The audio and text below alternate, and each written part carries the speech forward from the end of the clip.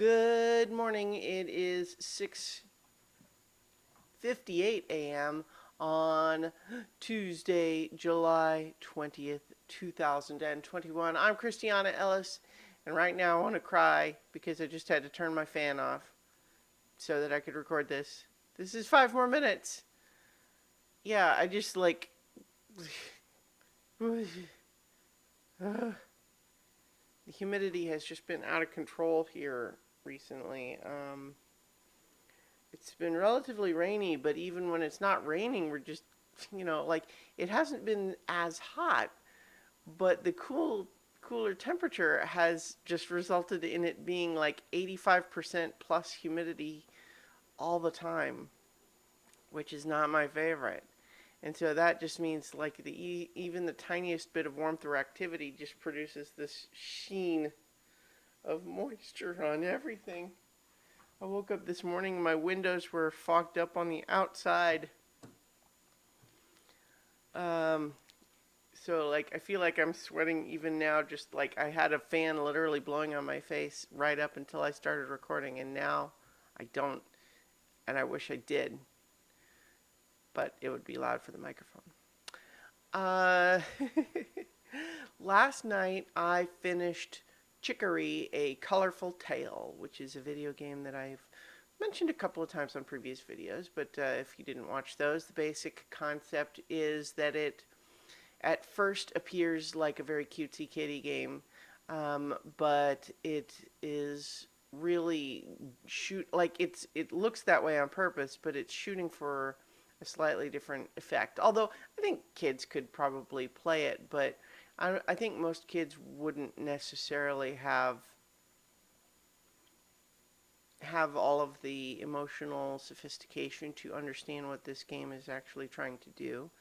The basic premise is that you are this cute little dog and that you work for a rabbit named Chicory, who is the wielder. And the idea here is that this is a world where everything's all in black and white except for this one person who wields a magic paintbrush, and they are responsible for going around and adding color to everything. But Chicory is dealing with crisis of creativity, and so your little dog character has to take up the brush and try to do what they can while Chicory figures out what's going on. And but like what it's really all about is how creativity can sometimes go hand in hand with anxiety or insecurity, things like imposter syndrome, and what does it mean to be, quote, a real artist, and all of those things. And it just handles all of that stuff really well. Like, it's often very funny, but then it's also can be very powerful and moving, and it's cute, but then it also gets into some dark stuff. Like, I don't want to overstate the dark elements. It's more just about like really serious, like emotional stuff, as opposed to, it's not like suddenly you're going to find out that one of these little cute animals murdered someone or something. It's not like that. But it does just deal with this idea of like, if you wanted your whole life to be something, and then when you got there you discovered that it was a job, and now you didn't like it, and now you're in an existential crisis because you don't know what you're supposed to do with your life. That's what I'm talking about. Because it actually, like, that's what it's about. And the idea of like, well, do you deserve the things you have? What does it mean if you don't? What does it mean to deserve things? And getting into a lot of that stuff, and how those emotional issues all circle around art and creativity and stuff. It's really good. I mean, I really like it.